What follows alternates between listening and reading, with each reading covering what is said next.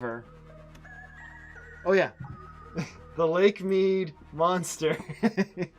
All right. And just So let me know just- when to advance the slide, and I'll Sure. press the button. Okay. Well, thanks for having me. So I'm Jordan. I'm the curator of the Lake Mead Monster Institute, and grateful for this opportunity to come and talk to you about our work. This beautiful monster. Yeah, we're really excited about it. We're close to finding it, we think, and I have a theory of what it is, which I'll share at the end. Yeah. My interest in this kind of started. I grew up in Las Vegas, the Las Vegas Valley. You can advance the slide. Mm-hmm. In this region here, this is southern Nevada. You can see where Lake Mead is and how it butts up against California and Arizona right there. That's where I'm from, and I remember as a little kid we used to hear kind of just stories, and I hadn't thought about it in a long time, but people used to talk about like giant radiated catfish at the base of the Hoover Dam, and that they're, Volkswagen size, and that they eat people, and you got to watch out in the lake, et cetera, et cetera. So this is like a thing people just tell their kids and stuff, like be careful, a giant catfish will eat you. Like campfire, like spooky, like Boy Scouts type of like lore that spread around town in the area and stuff like that.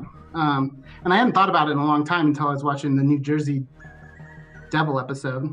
Okay, 2 weeks ago, and I was like, hey, we kind of got a local thing, and I started looking into it a little bit. Okay, we can go on to the next slide. Oh yeah. So this is the Lake Mead. So I think for a while I'm gonna do a little like history and contextualization about the lake and the area. So Lake Mead is a man-made reservoir. It's created by damming up the Colorado River. Fun fact, in 2017, Lake Mead was named the deadliest national park in the country. It is our deadliest national park. They took data from 2006 to 2016, and 254 people died in the park in that 10-year span. Second to Lake Mead is Yosemite with 150, and the Grand Canyon after that with 130. And the number one cause is drowning, which makes a ton of sense to me because we used to go and do the craziest shit at that lake. I think I've jumped off of cliffs from like 80 feet into that water. Wow. And yeah, we used to just go, like, it was super dangerous, and we were like children who shouldn't have been like driving cars out into the middle of the desert and stuff like that. So I'm glad to have made it. Also, Lake Mead has the most homicides per out of any park in the country, 6 in that same decade.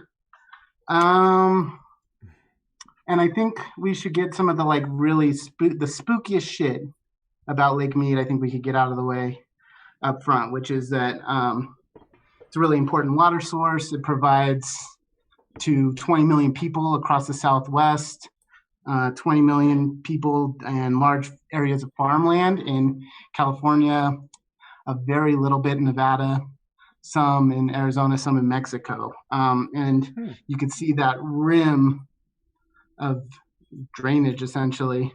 It's the salt rim, basically, right? Yeah, little bathtub rim action, which is caused by drought and water demand. And they had to sink like another tunnel underneath it fairly recently, right? Because the water had dropped so low.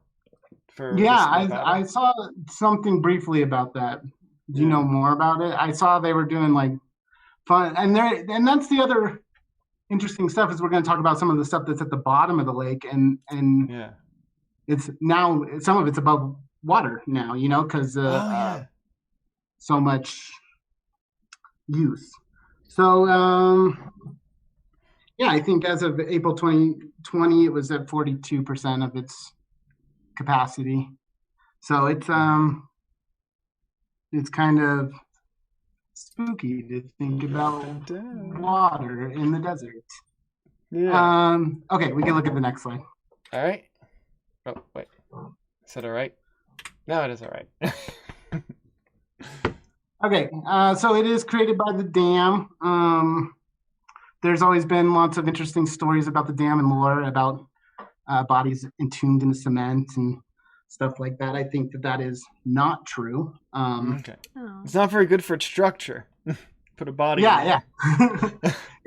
People did die. Over 100 people died during the construction, but apparently none of them are entombed in the dam. I'm not sure if I believe that or not. So there's lots of interesting, fun facts, tourist facts about the dam, which I'm not going to talk about. I want to talk about what's in Lake Mead. So we can move to the next slide. Oh shit. Oh yeah, you want to say? Miranda just has a comment in the chat. Yeah, Miranda's like false advertising. We drove over it and was like R.I.P. like 6 people buried there. Like your relationship is built on lies. Like whatever. Oh my god. Oh. Yeah, sorry. It happens, girl. I understand it. Like David told me, like when I moved here, it was just full of mountain men and like crazy shit. And then I got here, and it was just like, yawn. And was I wrong? Well, the way you talked about them, I thought that there'd be a bunch of people being like, "Yo, what are shoes for?" And then there'd be like crazy ass stuff and like. For my fellow North Country people, I did not represent the North Country like that. He absolutely did. He was like, we have to bring like. Oh yeah. Sorry. I'm just gonna say that when I said that to Miranda, I believed it to be true. And see, this is your further monster research has proven your past understanding false. Yeah. Well, in your defense, like growing up, there's always that one story that like parents or adults will tell children as like, hey, just so you know. You know what I mean? Like, I think teachers told us that. I'm pretty sure we learned that in school. Yeah. For us, it was Bigfoot growing up in California, being like, you know, if you're in the forest by yourself, like, and then we find out it's just some dude in an ape suit. But anyway. Do you have Vegas connections too? Right? Yes. Right? My family moved there. I can't remember when. They've been talking about it for years. My aunt really likes to go to Vegas because she loves the shows, and that has always been a dream of hers. So I want to say, like, maybe 10 years ago. No, that's too much. No, I'm old. Maybe 10 years ago she moved out there. Yeah. And has a home there. And then my mom moved They shortly used to after. film pornography in the home. Yeah, we did. They moved into a porn home. The former owner said that they used to film like that. They did a lot of filming of pornography in the suburbs of Las Vegas, and they would just rent the house sense. before like they sell it. Yeah. Mm-hmm. Yeah. Mm-hmm. So like we not because of COVID, obviously it's not happening now, but I used to go once a year to Las Vegas, and then I would drag him to go once a year to Las Vegas. And, you know, it would be a pretty chill time. Like, my aunt would get me drunk, and then I would just spend aimless hours alone in a casino. Which is pretty much the experience I think most people have. Well, now when I go, because I still have family there, I try to not do any of that, and I get out and surround the area, and explore the area. Yeah, I wish I could avoid that too. Do you know the good? What's the sandwich place? Oh, the only thing. There's only 2 things I like in Las Vegas, and that's Viva Las Arepas. And then the second thing that I enjoy is the departures section of the McLaren airport. Because my ass is leaving. The video game pinball museum is fun too. And Atomic History Museum. 3 things. The pinball museum was dope. Yeah. Also, I just noticed twinsies. Oh, yeah. That's nice. Oh, thank you. Very good. Oh yeah, the Neon Museum is fun. Do you have any other tips for sober folks trying to tolerate being in Vegas? Yeah, I think go to Red Rocks. Go check out the bristlecone. The oldest living trees are up on Mount Charleston. You can get there in a maybe a 1,500-foot elevation hike, really, really quickly, pretty much. And the oldest trees, windblown, haggard, 2,000 old, I think 2,000-year-old, maybe older. Oh, that's Tree awesome. specimen. Yeah. Cool. So, and then Valley of Fire, petroglyphs, and yeah, Red Rock Canyon, all that. Because if you're 2 I hours did from get to go to Red Zion, Rock. That was dope. yeah, My uncle took Red me Rock's once. fantastic. That was it. Other than that, it was a bunch of like weird Las Vegas shows, and Yeah. I would black out due to stress of family. But other than that, it was great. I got to I drive get that. everyone around sober. It was very fun. Nice. I hate You it did so that well. much. If you have a town that serves $5 margaritas, you're asking for it. Yeah. But speaking of like the longest living things, those trees, Mm. and we'll look at these recently departed folks. So what is this here? What are these? Yeah. So this is some skeletons that a diver came across, freaked out, called the police. It turned out that they were just some weird run-of-the-mill desert folk art that somebody had sunk a tea party in lawn chairs down to the bottom. So of like the lake. someone just got like some department store Halloween skeletons. Yep. They made a little bottom of the lake tea party. That's amazing. But there is a lot of stories about like cement booted mafiosos, being turning the lake into a cemetery and stuff like that. Yeah. Maybe Jimmy Hoffa's in there. Who knows? There's he's in a lot of places. I know. I still think he's in a field somewhere. The first couple of bodies for Howard Hughes are in there. Mm. Yeah, Howard Hughes. My dad moved to Las Vegas a long, long time ago, and he said when he first got to town, he's a trumpet player, and he was playing on the Strip, and he said when he first got to town, he would get done with the gig, go home, and put on like a movie on the TV, because they played movies on TV, I guess. And he said he would be like 5 minutes into a movie, and it would just stop and change to another movie. And he later learned that Howard Hughes had called up the TV station and told them to change the movie. That's wow. A story my dad always used to tell. That sounds like him. It does sound like him at like 3, 4 in the morning after. Yeah. Anyways, so I'm going to talk a little bit about mafia legend, because there's said to be all sorts of folks in the bottom of the lake. And the mafia interest, legend has it, started with the building of the dam. So they sent Bugsy Siegel, crime bosses sent Bugsy Siegel out to kind of, solicit illegality to dam workers. And then from there kind of spilled over into Las Vegas. And then that's what legend states is how the mob first became aware of and interested in that region. And apparently when Siegel was trying to, at the end of his life before he was murdered, he was trying to clean up his act and hired this fella named Hank Greenspun to like spin some publicity about his Flamingo Hotel and Casino. And I went to Greenspun Middle School, so that was a weird fact to run across while looking into this. We can go to the next slide. Okay. There we go.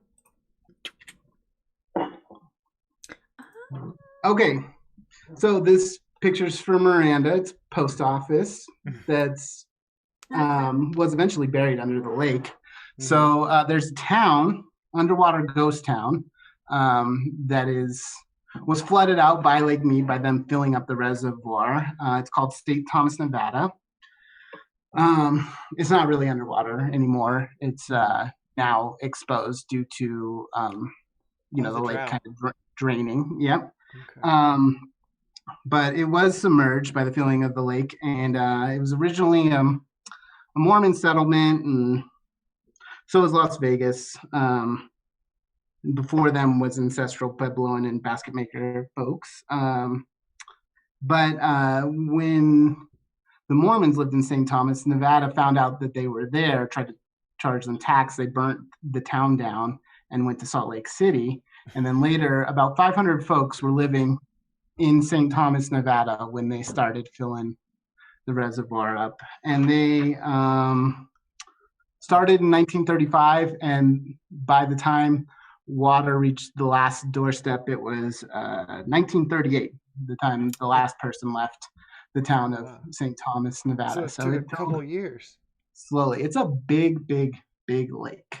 I guess in my brain, it was just like, it just filled up like a cartoon in like in a couple of Yeah. hours, but. No, it took years. So, I mean, I guess there's fluctuation in the lake sometimes, and St. Thomas has kind of emerged on a few different occasions in 45, 63, but it's been out since 2012. It's been, you can go hike around in St. Thomas. Oh, wow. So you can hike to this post office now, potentially. For sure. Mm-hmm. Cool. Yep. Okay, we can go to the next slide. Okay. Oh, yeah. So, so I was watching a little documentary about the bomber that's submerged into the lake, which we'll get in a second. And this woman, was talking about how Lake Mead is in the area of lots of military bases and etc., and that lots of testing sites are in the area. So we can go to the next slide too. Mm-hmm.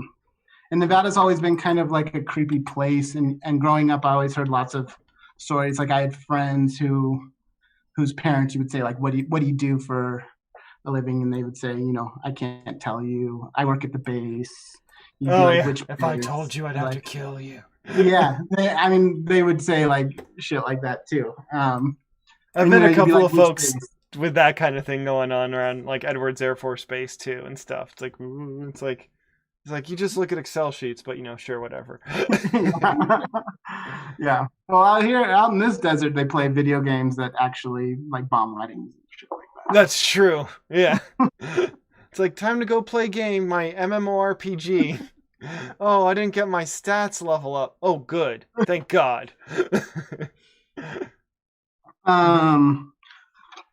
So they were just talking about how lots of Lake Mead and the surrounding area was a site where lots of the park coordinated closely with the government to allow, a land of many uses where one could, participate in sort of testing any type of equipment. So we could go to the next slide.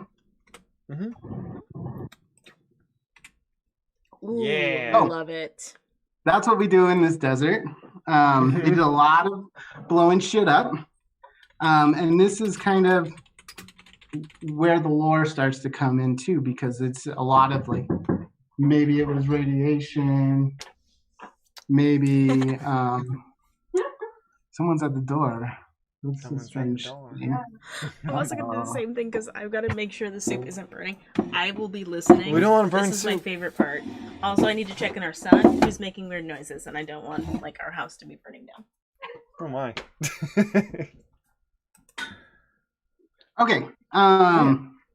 So the Nevada test site's primary testing location for nuclear devices between 1951 and 1992.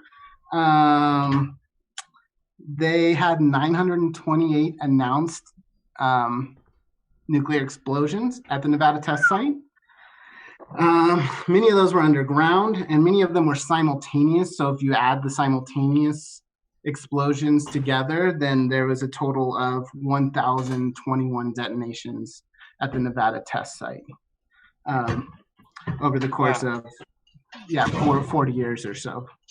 A fun fact about the test, the fallout, some of that actually went in the jet stream and landed where we live in northern New York State. Oh, wow. Yeah. Oh, very high rate of thyroid cancer around here in the 70s and 80s, if you can believe that.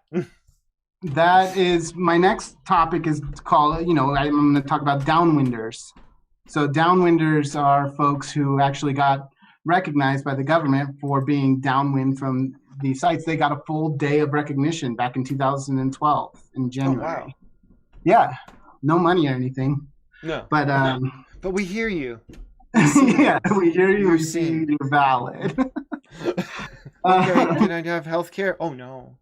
No, not for that cancer or that thyroid or that congenital malformation that you have as a result of being downwind from the Nevada test site. Yeah. It's serious, but I'm also wondering, is Lake Mead being downwind from this test site maybe something that could have mixed with created a monster, some sort of wildlife and generated some sort of thing. Yeah. Maybe an abomination. I don't know what you would call it. Perhaps. There sure is a shitload of weird mutated fish near Chernobyl, as I discovered in an image search today. And a lot of weird plants. Yeah. Very fun. Yeah, I have Chernobyl in my notes too. Cool. It is another instance of radiated catfish that that they say aren't big because of the radiation. But they can just be big. Yeah, they're just big. Okay, we can go to the next slide, even though this one's pretty awesome. Yeah. Oh, yeah, here we go. Yeah, so July 21st, 1948, a B-29 Super Fortress crashed into the lake, and it's still submerged there today. It used to be pretty difficult to get to, but now since the water's a lot lower, they're actually doing like scuba tours of the B-29 Super Fortress. So that's something you can do.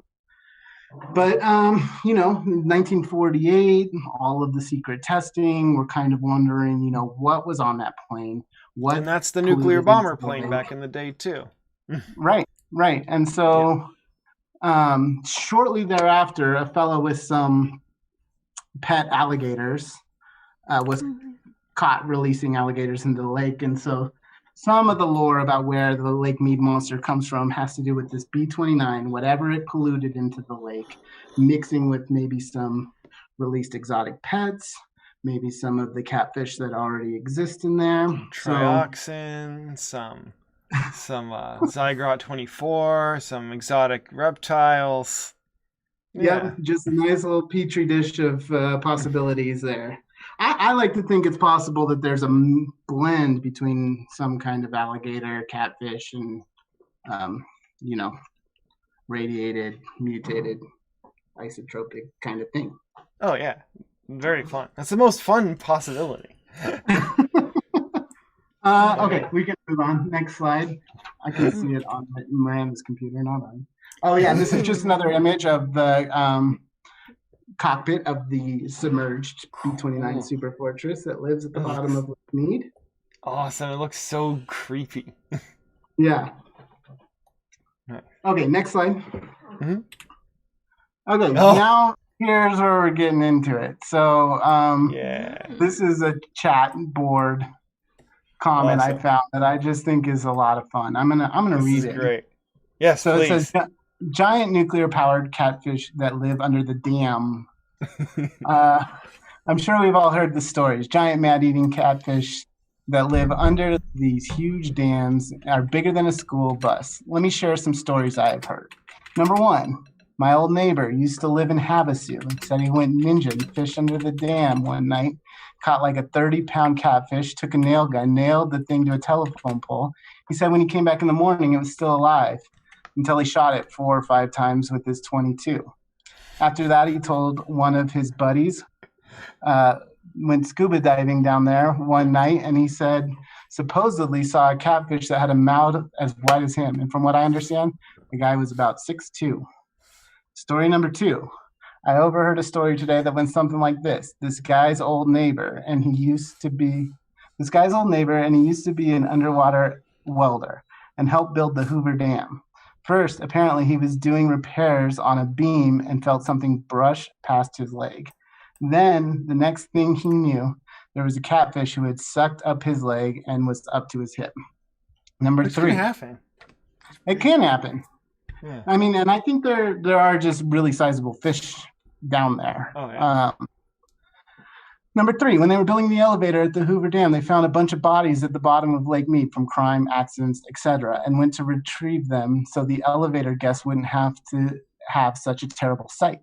So when they went down there, one of the scuba guys saw a giant catfish eat one of the carcasses, I think, and they were never seen again. I'm not sure believe all these stories. What do you guys think? What do you all think? As Betty adds, about the shooting the catfish with a 22 multiple times. Is that a normal way of dealing with catfish? No.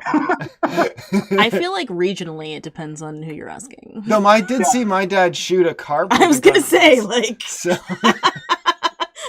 You're like, no, and I was gonna be like, And where we are, in our industrial waste power source fishing area, the St. Lawrence River, we actually have our own. We have giant carp in the river, and they almost knocked me out of a canoe once. They're very big when they were spawning, but yeah. And just seeing them, I'm like, and then seeing pictures of big catfish, I'm just like, oh, I believe there's some giant ass fish. You cannot shoot them dead. I'm gonna put a pin in carp because I think I'd like to come back to that because it does tie into my theory. So at this point, I did have sort of that there's lots of instances and lots of tales of radiated fish, and as you brought up, the Chernobyl cooling pond is said to have some pretty interesting specimen. They say it's not a mutant. I don't buy it. I think it is. Mutant. Okay. Next slide. Ooh, this is, I love this. I took this screen captured off of a YouTube video that I was watching that I think is just as classic a cryptid photo as you can find. Oh, yeah.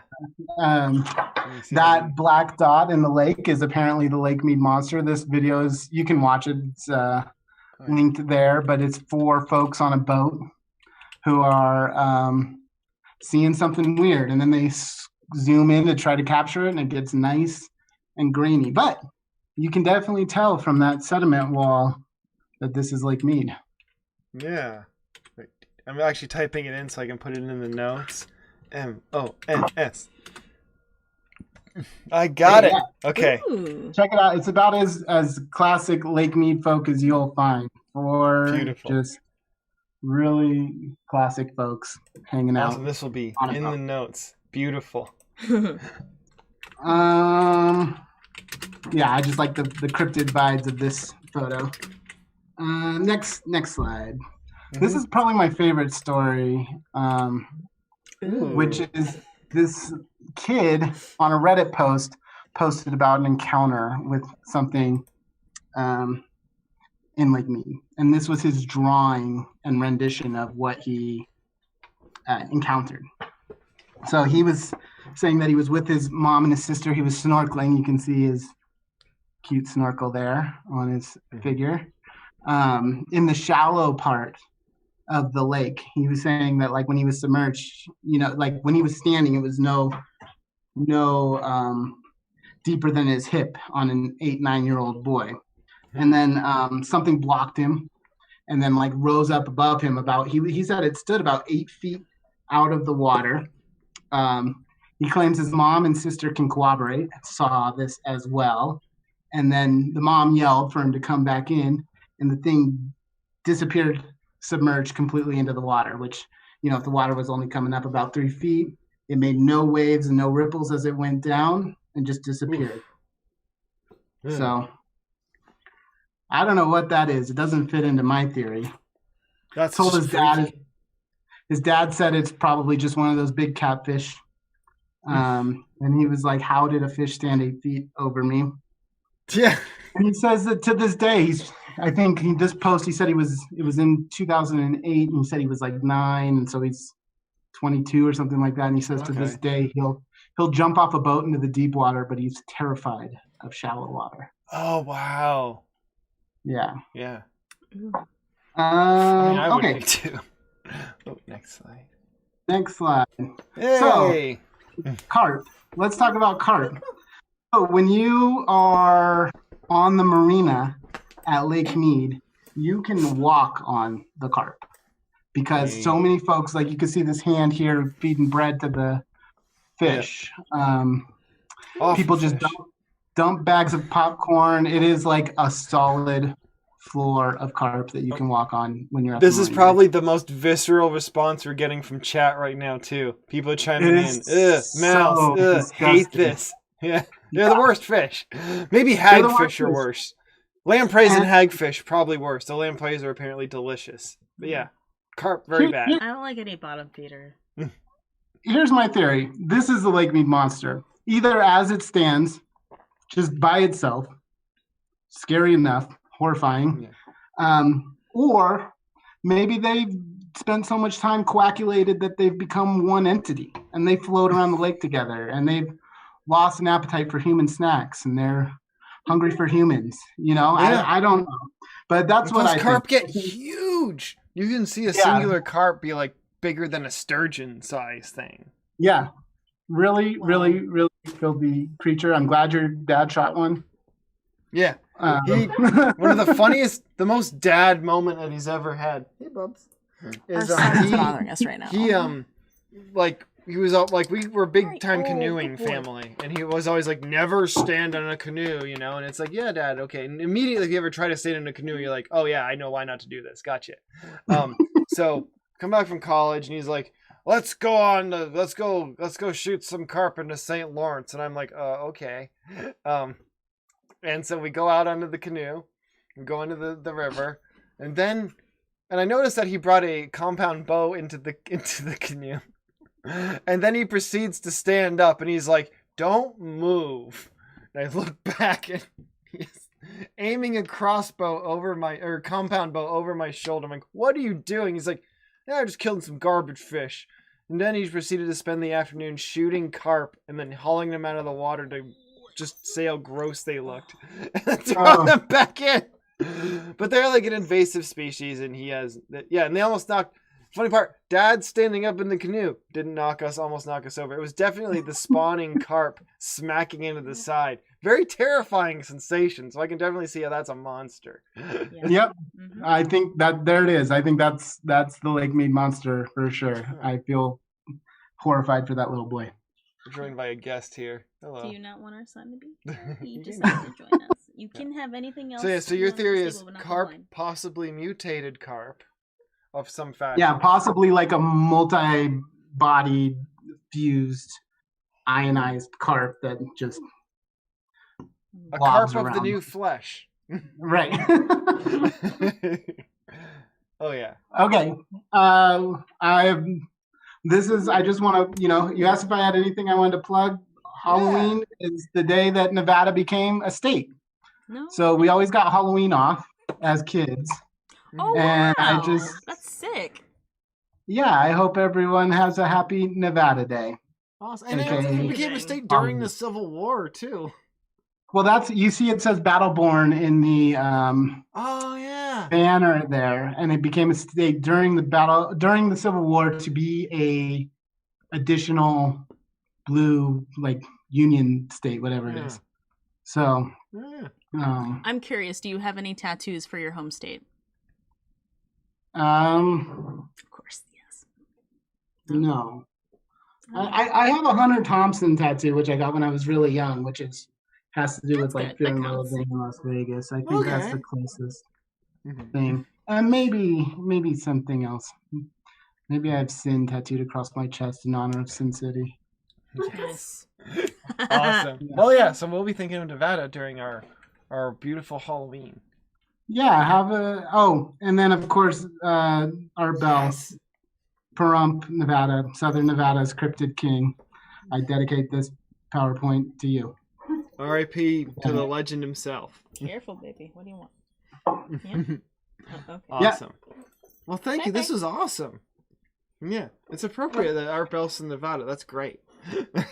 The weird state, and the wonderfully nice weird man. Yeah. Yep. Awesome. Well, thank you so much for this journey into the mythos of Lake Mead.